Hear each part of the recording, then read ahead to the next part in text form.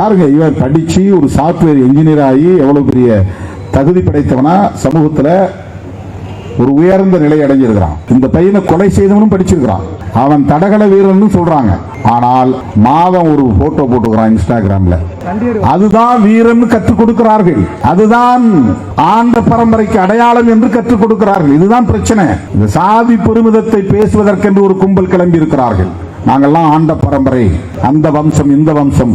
என்னைக்காவது இவன் கௌதம புத்தரை பத்தி, ஐயன் திருவள்ளுவனை பத்தி பேசுறானா பாருங்க. அந்த பேரறிவாளர்களை பற்றி என்றைக்காவது பேசுகிறார்களா? ஏன்னா இதுக்குன்னு சில இயக்கங்களே உருவாகி இருக்கிறாங்க. என்னடா காதல் பண்றீங்க, ஜீன்ஸ் போட்டுக்கிட்டு டிஷர்ட் போட்டுக்கிட்டு கூலிங் கிளாஸ் போட்டுக்கிட்டு வந்து எங்க பெண்களை மயக்கிறீங்களான்னு என்ன? இது எவ்வளவு பெரிய கேவலமான ஒரு ஸ்டேட்மெண்ட். இது வந்து ஜீன்ஸ் பேண்ட் போட்டவனை இழிவுபடுத்துறது இல்ல, உங்க சமூகத்தை சார்ந்த பெண்களை இழிவுபடுத்துகிற ஒரு சொல். அப்ப ஒருத்தர் வந்து டி ஷர்ட் போட்டு வந்தா பெண்கள் மயங்கிடுவாங்களா?